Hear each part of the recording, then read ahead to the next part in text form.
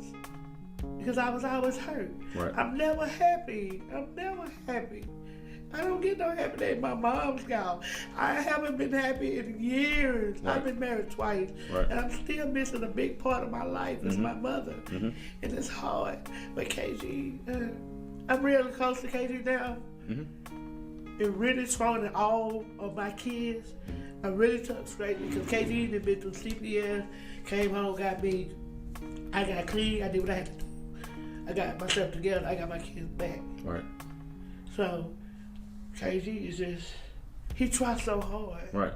And I know he need help, but it's his KG. I thought what I did to KG. Because if I wouldn't have did what I did, he would have been dead like he did. Right. But I can also say KG is smart. Yeah, he's My super addiction, smart. he went to middle school, graduated. High school, graduated. 2 days after high school, I started a job, graduated. So I did really good with KG. Yeah.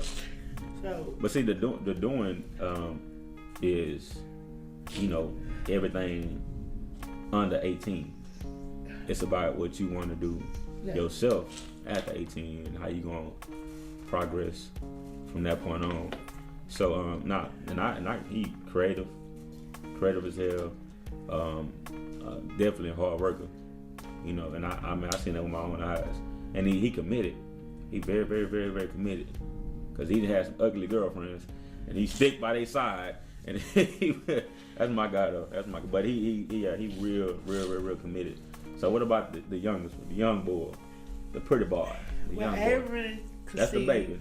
Aaron is the baby. He's the youngest out of all of us. He's the only light skinned out of all of us. And I used to tell my mom a long time ago, stop babying him, stop babying him, stop babying. I remember when y'all stayed on Yellowstone. Right there on Yellowstone, the last apartment, that yellow apartment down that little road. Yellowstone or something, I don't know what that main street was. But quarter. Okay. So I remember that. I used to always go on, I'm like, stop babying him.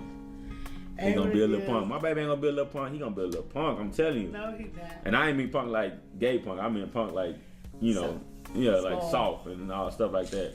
But no, get into Aaron. Woo, Aaron is 16. Aaron was conceived. Okay, get into Aaron is how, let me see. Talk to the mic. Came into had a little accident with 3 people. Actually, to be honest with you, let me just put it out there. How I found out I was pregnant with Aaron. Okay. I was walking down on Weaver and Lockwood. 3 guys abused me really, really, really bad. I never heard about this. They abused me so bad, I was unidentified in LBJ's parking lot. These 3 young guys raped me so bad. And they threw me in the parking lot of LBJ. I called my cousin. I said, come get me. I'll never do drugs again. This is 2000. Who did you call? Mika. Ooh, I love that child. I called Mika. I said, Mika, if you come get me, because let me tell you, rehab ain't gonna do, I can't go to rehab. Right. I'm not gonna go do no meetings. I'm not gonna do nothing dealing with people telling me I'm gonna be on drugs. I stopped doing drugs because these 3 young men raped me. And it could have been my kids. One of them was like 17. One of them was like 18. One could have been 25. They tied me up in the middle of Weaver Road Street. And they raped and beat me so bad. Call my cousin, Mika. I'm in LBJ Hospital. If you come get me, right now, I swear to God, on everything I love, I never cut crack cocaine again. Mika came and got me Sunday morning. Thank God I've been clean since 2000. That's when they told me I was 2 weeks pregnant with Aaron. Now here I am, a crackhead. Don't know who my baby dad is. But I've been clean ever since that day. That's the why I'm clean now. Not rehab, not no meetings, none of that. That rape, because every time I think about that rape, now, the 3 guys could have been my 3 kids. Right, young. How young they did and the way they did me. Now, I've been raped several times. Right. I'm not talking myself.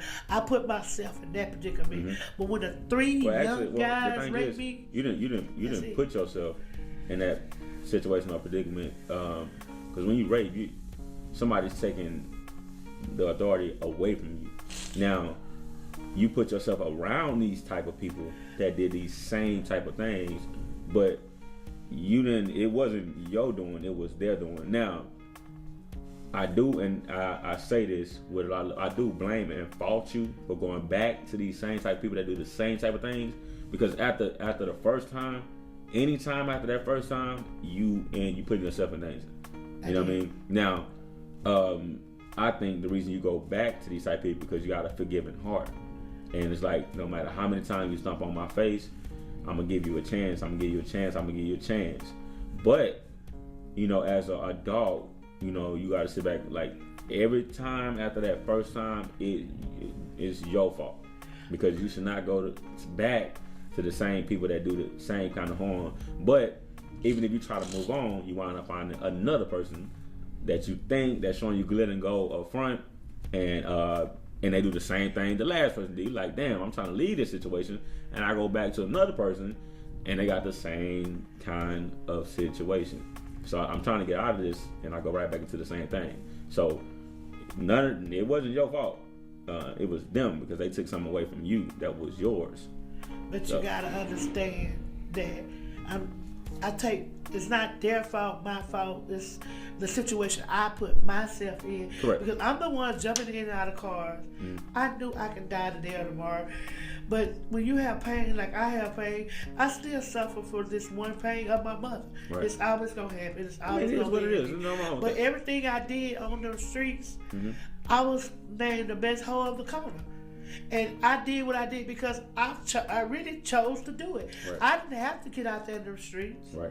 But the way I was treated at home, given it is what it is. The way I was treated around family, I would feel like I wasn't wanted because I did things to the family that made me feel like I wasn't wanted. So I blocked myself from the family. Right. I'm like that now.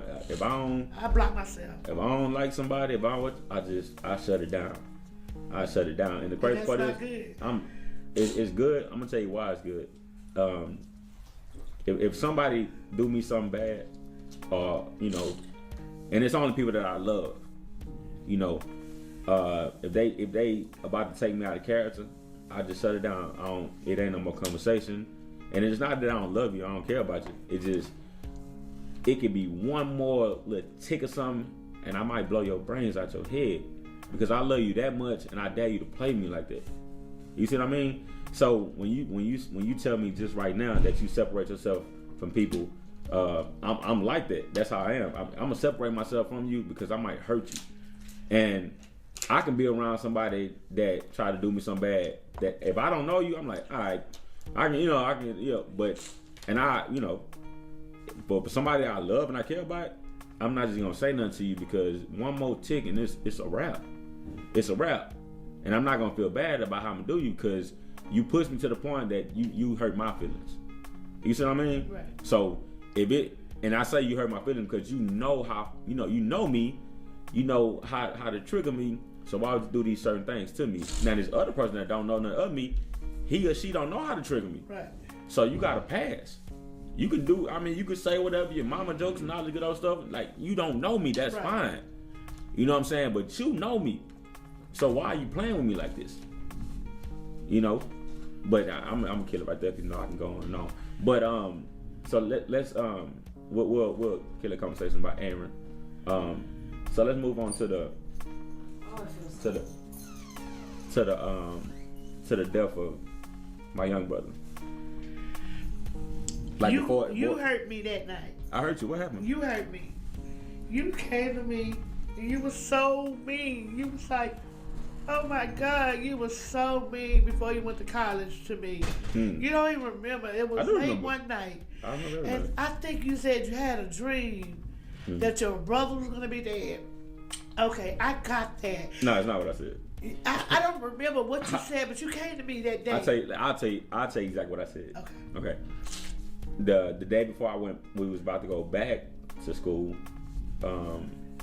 I stopped by your house. I don't know what I stopped over there for. And I asked you what he was. And then, he was like, he was all willy-nilly in the street, whatever he was doing.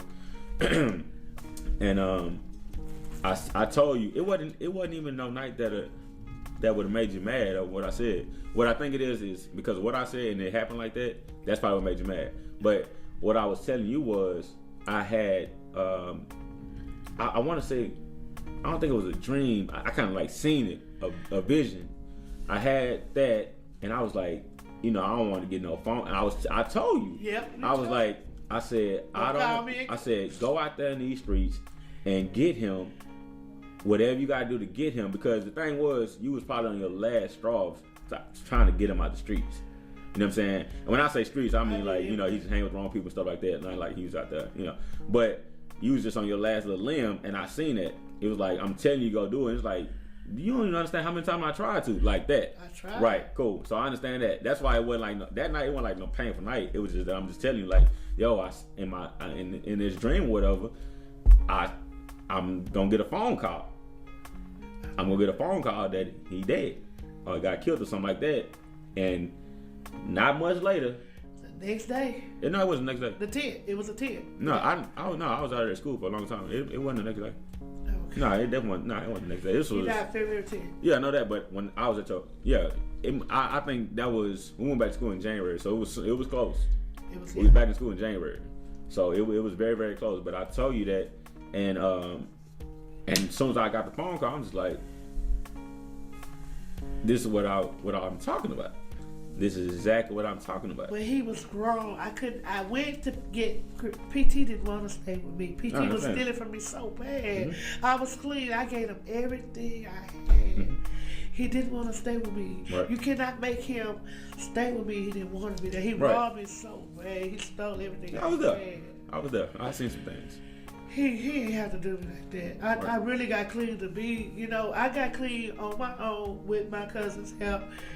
And to do better from y'all, Right. You didn't come around like they did, but I did what I had to do to make sure I kept a house, I kept lights, I kept gas. Kept a lot of houses, a lot of G's. So I kept everything we need. I worked at a beauty spot. I've been doing hair so many years. Doing hair, taking care of them. Get into the how the death actually like. I don't know. I was watching TV. 8 o'clock in the morning. I was doing some lady hair, and a lot of cars put in the yard. PT dead. I'm like, whatever. I didn't pay attention, so I started watching TV doing the sewing. And across the TV it said a child shot in the head or something like that. So they pulled up a dress up. It was on my street on the other end. I get in the car, we go there. Me and the lady had a consultation about who child was dead. Police pulled me in the car, said it was PT. Right. I said, how? I mean, what happened? So we get through this. The man is 90-something years old. It was an accident. People don't know it, but it really was an accident. This man, 89 years old. It was an accident how? It was, listen to me. I'm telling you, it was an accident. The accident become in. Let me tell you something. This man been taking care of PT for so long. Right. This man allowed PT to stay in his house. But if the accident come in when they've been breaking into this man's house for so many long times, the man is so old, he took the shotgun, he shot up. And by him being so little, you see how little he was in court. Yeah, I seen it. The gun shot up, I guess it went back or whatever. Right. And the ricochet? Well, it came down and that's how PT got killed. Oh, okay. People think he got murdered. No, that's not how it was. So they was in the house. The PT and his homeboy was in there fighting in the restroom or whatever. PT died in boxes. So they was supposed to be in there? Yeah, they was spending the night. Oh, okay. PT was spending the night there to go to school the next day. Right. The little boy's cousin called about a little girl. I don't know who the little girl, whatever. So they tussling or whatever. Of course, this man is old. He grabs his gun. He thinks he's been a breaker, whatever you call it. Okay, somebody breaking in. He grabs his shotgun. He shoot up in the air to calm them down on the porch. But it threw him back and the bullets ricocheted. And that's how he died. I let know in court that I knew it was an accident because this man fed PT, clothed him. The kids stay at each other's houses. Right. People don't murder people kids just because you're there. True. And if you look at the evidence, when it shot up in the air, the bullets came down. And that's how PT died. PT didn't get died, shot him in the head with a shotgun. It would have took his head off. Right. So that it was PT died on an accident going to school. So Go to school. Yeah, it wasn't like he was murdered on purpose. He wasn't. So what was the process of getting through that? I still suffer that process. Right. It's never gonna be ending. So do you feel like something that was your fault? Actually, I don't blame myself. Okay. I really don't. I don't feel like it was my fault because when I got myself together, I did what I had to do to get a job, to go back and get the kids, to put him in school. Right. He got a good school record, good basketball record. Yeah, that is true. So I did, when I got clean, I did what a mother's supposed to do to get the kids back. Yeah. And guess what? I never relapsed. How about that? Right. 16 years now, I never been back on streets, never been back to crack, never did none of that no more. So I did what I had to do to get them together. Right. And I did it. So I don't blame you for his death. And then my heart's broken because he's not here. True enough. But I did what I had to do. I cannot make him stay with me, right. And he didn't want to stay there either. So I know I got blamed for his murder a whole lot. But he was 17 years old. Like people blame?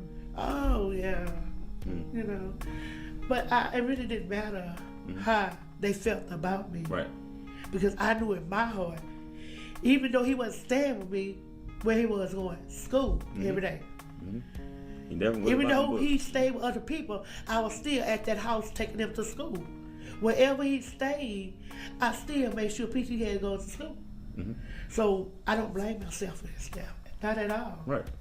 I'm with you. Yeah. I'm with you on that. You know, he had a big effect on a lot of people, even to this day. I got like some of his old girlfriends, like just like recognizing me, like on Facebook, like, okay, I know who you are. You, everywhere I go. Even with the UPT brother, and I'm like, here we go again. And it's just like, but it was very, very important. Right to this day. I think about the last time I even like, spoke to him or said something to him. Like we was in the store. I don't know how we wound up at this store. For some tennis shoes. No, it was not.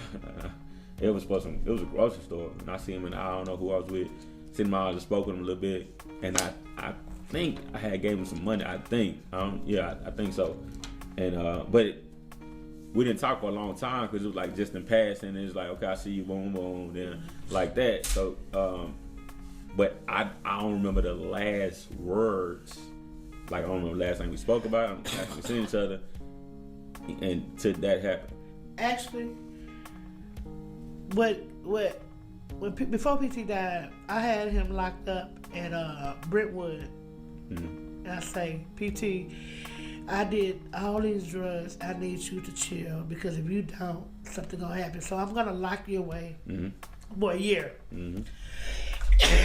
I locked PT away for a year. Now, he died 2 weeks after he got out, but I locked him away. Every week he was coming home. I got so many letters saying, Mom, you doing this for me. I know why I'm here. Right. I got a cross on my arm. This boy wrote me this long letter. And it said, ever since you've been clean, you've been a good mom to me. Right. He said he's sorry he was there and he glad I got him clean to where he was. And he glad for the things that I was doing. He made me know that he knew that I was clean. Right. I was a good mom to him. And I got that when he died, I found this letter when I picked up his stuff. Right. And it had this big old cross, a pretty cross decorated, and how he loved me and Aaron. They wake up AA and Dion and KG. He wrote all our names on this cross. So I put this cross on my arm. Yeah, I remember when. Yeah, because the words he put in it, and I still have all of them letters. But my last words to PT was, "You gonna kill yourself because if you don't do right and get yourself together, you gonna hurt you, yourself, and me." And he promised me when he get home, he gonna do himself right. And he did right, but he died. He went back to school. After this happened, right. It is what it is. So after he got home, he did everything he said he was gonna do. He passed. So And, you know, when I heard they got that phone call. I did not want to call you because I remember you coming to me. I was asleep. You woke me up. Yeah. I think you were going back to school. You had told me that was gonna happen. Not in that form. It was kind of more like a warning. It was like a warning. Something might, you know, like go get him now. But I couldn't like go drag him home. Yeah, no. Because I could bring him to the house. I go to sleep. He's gone. So it's no way possible I could have made him stay there. Yeah, no, I understand. So what? I want to get into this. I'm just going off memories about one of your old husbands' character by far. Because I mean, it's just you know, the story. You know, we ain't got to go into about the bad stuff. Well, we're gonna tamper around with the bad because it's funny. It's funny. So I do. I'll tell the story. So if anybody feel like they want to stick their chest out, then you know they can come see me. So it was the night of your birthday. Oh my God! Yes. Listen, I don't forget nothing. Oh my God! You remember that? Oh. I don't forget nothing. Stand over there on South Park. South Park at the dead end, right? Last apartment on the right side. If anybody know what that dead end, like, So you had a party with your family members around, and you had this one particular husband that was a little jello. I call that jealous. He was a little jealous. You having your fun. So he decides to step outside. Only stop me if I begin to start lying or if I'm wrong. He went outside and started to have a problem with what was going on. Just that he was having fun, right? So I think you stepped outside just to see, you know, if he was all right and why he tripping on you just because you're having fun around your family. And then once you went outside, he bust your lip. Right. Cool. Only stop because I wasn't there, but my memory is just that I want to say I get my memories. Cool. So when you then go back inside from the outside after having your lip bust, you go out back inside, and some of my uncles seen that, and they go outside and then the gentleman, he gone. Correct. Cool. He leave the club. After the club was over with, somehow he was already gone, but somehow y'all then back connect again, right? And then he brings you home. Now it was me, PT, and my cousin Josh Baker that was at the apartment that night, and somebody was banging on the door. And so far, am I right? Right. Cool. Somebody was banging on the door, and I'm telling them, I'm like, we waking up, I'm like, yo, like what's going on? Somebody banging on the door. Who could it be? Because you got keys. Right. Cool. So at this time, you had a Thunderbird car, all black. Right. Cool. So I open the door, and I hear somebody banging on the door. I open the door, and it's you, right? Right. With nothing on. Oh. I mean, absolutely butt naked, nothing on. Right. Am I right? You right? Cool. I don't forget nothing, Mama. I'm telling you. Okay, so let me give y'all a visual. I'm already confused because we was asleep, and my mama banging on the door. And I opened the door and she butt naked. Oh my God. I don't know what that. So when you knocked on the door, open the door, you flew to that back room, and I'm just outside looking. I said, "Car speed off," and I'm looking like, what the hell going on? So once we hear what happened, me, Josh, and PT then go outside and proceed to wait on him for however long. Hours. Because he had to come back to the house, and we waited. Am I right so far? Yes, you're cool. Right. Waited. Now, mind you, the car that he took off in was my mama's, but he left his truck that he loved so much at the house. Correct. So because we couldn't get in contact with him, I couldn't find him, we then took it out on the truck, right? And he loved his truck. And my mama being my mama, she wanted to stop us from messing this dude's truck up because she had some money put into the truck also, but we didn't care. So how was that night? Like, yeah. Because it's hilarious now. It wasn't funny then, but no, it wasn't funny at all. First of all, it was embarrassing. Very. It was embarrassing Very because I didn't deserve. No one deserved to get hit. definitely did not deserve that. Just by He having fun. was so jealous of me having fun with my family because he didn't want me to be around the family. As I got clean, I had a little change on me. It was like the family, he didn't want me around them. Everybody was so happy for me that day. He decided to take my clothes off and embarrass me, you know. But it destroyed me. But actually, I left him, so it was a good. I didn't go back. The crazy part about this particular dude, kind of a sucky ass type person, but he was cool. He was cool.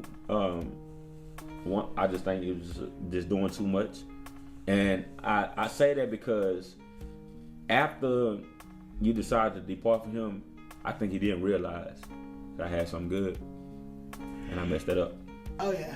You see what I mean? So it's like it was one of them. Damn, like I should never.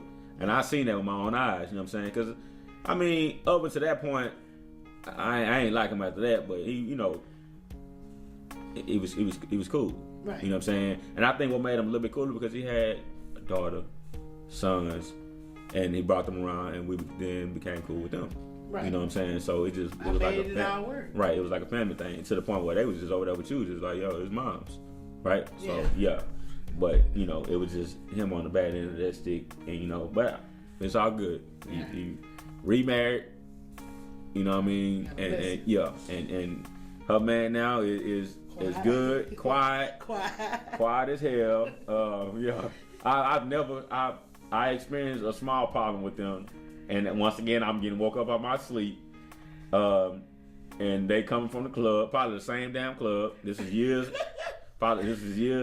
way after that other issue happened, and the thing is my mama decides to put alcohol in his drink, knowing damn well he's not a drinker. Well, yeah. So the funniest thing, I wake up, I'm thinking everybody getting into it. He's so drunk, he just mad about the fact that you put alcohol in his drink, and he mad. Yeah. And it was funny as hell to the point where I'm like, I'm about to go back to sleep. This is the perfect guy. You're right. And then he also said I slapped him, but I know I don't. That night was hilarious. But we have many nights hilarious. Yeah. You have nights hilarious too. Yeah, of course I do. Ooh, child, do you? You want to share a story? Okay, I have one. Oh no, you know what? I got a story that you can share before you step. Remember your story. But let me explain to you who this person is right here in front of me. This person in front of me is the person that when I was in middle school, it was high school. I had to give her that call. I had to call her. See, I ain't got to see her, so I mean, she know what I'm talking about. I had to call her, and I say, Mom, I need to go to the doctor. I don't know what happened. All I know, I was having sex with a young girl, and she say, you burning, huh? I was like, you already know it. So I had to go. She took me to the doctor, and man, they gave me a shot in the butt. It felt like I had a brick. Yeah, man, that shit hurt so bad. But this is the lady I'm talking to right here. Now that was a funny story, but you can that wasn't funny. It was to think about it now. I had to call you like yeah, that's what I'm saying. It wasn't funny back then. I went through that KG, and it was so funny because I knew it. Yeah, you already knew it. I already knew it. But that's not funny. My funniest thing with you, Chris, is I don't know what the hell you was on, but you came in there with some Superman drawers on. Oh yeah, I'm gonna tell you. And then you came through the house, and you're like, da da da da. Yeah. I was like, what the hell? You talking? It was like a pajama party or something you had, and I would never forget that. Shout out to JJ at Dreams at the little club. Oh Lord, Dreams. I don't know what the hell. He had my partner JJ ran a little club thing with his mom's over there off Homestead, and he had a pajama night, and me and my other homeboy Jody decided to go with the Batman and Superman boxer drawers on. So we did. I still got pictures of that. That was the funniest I ever seen. Mm-hmm. That was really. Yeah. That was we'll really get into that. funniest. But I mean, so y'all done? Oh, y'all finished? Y'all came in quiet. The other lady, she came in loud, like. Y'all recording? Yeah, of course. That's Kaya. Oh, what up? Yeah. Oh Lord. But Happy New Year. So we'll get into to talking about. See, the people don't know because I don't talk about you a lot, but just the fact that I never talk about my pops, so they don't know not only I have you in my life, I ain't have him neither. So and let me give y'all a little information. So I actually thought that my dad was somebody else because I put in my yearbook, my school yearbook, my memory book. It was a picture of you and this light skinned dude with like a Jerry curl hair thing. So I thought that's your daddy. No. It was a picture of another dude. Yeah, it was a picture of another dude. So I looked at the picture and I was like in my memory book. I was like, this post was my pops. I don't even know who it is. But I ain't saying something like that ain't your daddy. I just seen a random picture, but it wasn't him. So yeah, look at that. It's not the room with Chris. So no, I'm gonna get shit. So I mean, just mobbing through life, not even too much concerned with it. We didn't even have a lot of conversations as me growing up about who he was, not that I can remember. Because at the time, I told you, like, I didn't care because where I was raised at when I was growing up, that's how it was. People stayed with their grandmothers. No mama, no father. Even if they did have their mama, people just stayed with their grandmothers. But the reason why, if you want to know why Chris wasn't around because of me. Right. But see, Chris did drugs before you was born. Right. And I wasn't going to have that. So I chose you not to be around Chris because if I was on drugs and then he was on drugs and I was living with them, I didn't want you in that situation. Right. So Chris, I always wanted to come get you and to let you stay with him. I pulled, and your grandpa died years ago, but I always wanted you. Mm-hmm. But I didn't like the abuse and the stuff that Uncle Robert and them didn't do that. Right. And I wasn't gonna allow for you to grow up watching what we was doing, and you can go get yourself together, go to school with Aunt Debbie them. So my choices for you and PT was the best choices. I don't regret it. Right. It's nothing to regret. You made some damn good choices. Yeah. So I mean, because I remember how I was raised, and then I remember how PT was raised too. Very, very spoiled. Very spoiled. So I mean, there's just nothing wrong with that. But let's get back into that with my pops. So years and years down the line, I'm at the age of 21 at the time, and I get a phone call from my mama, and I tell you my memory is very, very good. So you correct me when I'm wrong. Gave me a phone call and said, "Guess what I seen?" At the gas station. Your daddy. At the other pump. My dad. I'm like, huh? Like my daddy. So you got us connected. You sounded excited, and I was excited too. Like I said, never seen him. And like I said, I was 21 at the time, but throughout a few phone conversations, I finally meet up with him, and I met up with him on the day of my birthday, my 22nd birthday. Met up with him at CC Pizza over there by North Line Mall, what used to be North Line Mall, and we just sat down and had a regular conversation. But while we having this conversation, I seen like fear on the other side of the table. I'm looking at fear, you know what I mean? So I had to stop and ask him. I was like, like what's wrong? Like you looking like you scared or whatever. He was like, man. And this after the conversations, he like, I thought you was gonna slap me. I thought you gonna. I'm just like, I'm looking at him like, for what? He basically saying he thought I was gonna get on him because he wasn't around. Now, mind you, throughout these whole conversations we was having, I never said nothing about like, well, you wasn't there, I wasn't on that because, again, I didn't care. I was raised. I'm not gonna say I was raised right or raised perfect. I was raised to be who I am today. So apparently, it was right and it was perfect. So I didn't care about meeting this guy and it's like, yo, it's my dad. I'm like, I'm not about to punish you because it is what it is. You know what I mean? So, but yeah, he was kind of shook up that he actually got to meet me and I wasn't gonna do nothing to him. But I didn't go into that meeting with the mind frame of wanting to do something to him. I just wanted to have a meeting to meet who face to face and to see at 22 years old. And did I see him before that? No. I never seen him, like even as a baby? Well, actually, he was really small.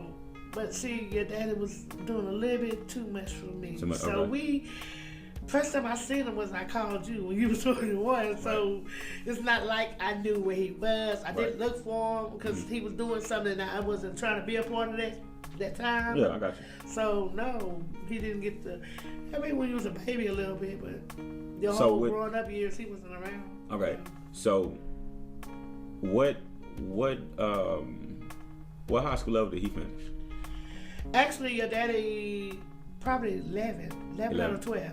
Your daddy went through school. Hell, you went Yeah, he went through school. Okay, cool. And it was Forest Brook, that's for sure. Okay, because I hit him up the other day. I think he went through school. Yeah. He's a good guy. Right now. Nah, he definitely is. Definitely is. Wow. Now we was about to get into it one day, but I remember that. Yeah. That day at the house, I caught myself trying to hook back up with your dad. Yeah, that was hilarious. It was weird because we all in the same house, and I see you and him. I was like, okay, this is weird. That was weird. The thing is, see, my pops, he got like it's like he would drop everything for this one particular woman. Yeah. He'd give his last, like everything. Yeah. But the thing about him is, he'll complain about it. It's like, I had to get my last dime with her, but you wanted to give it to her. This is what I'm thinking. I'm like, Mom, get that money. Get that money, But this how it was. If it comes to a woman, he have a catering side that's amazing because he want her to have everything he got. So it is what it is, and I seen that time after time. But I get he ain't want me like smashing the chick in the crib, and it was So when he came back the next day after he heard me doing whatever to the girl, he's like, and that's what he was mad at.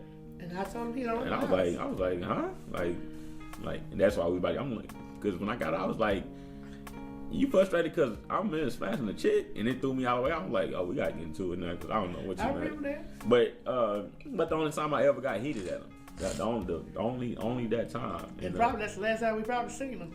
No. I seen him. Oh yeah, I seen him. Besides that point, but we'll get into pops whenever pops decide to come. Had to sit down, this conversation, which I was trying to get y'all here together, because that would have been hilarious. Yeah, it would have been hilarious. And maybe we can. Him, Chris gonna always be friends. Yeah, that's what I'm saying. But I don't know what's up. I ain't gonna do him. He ain't gonna do me. Yeah, we'll find out what's going on with him.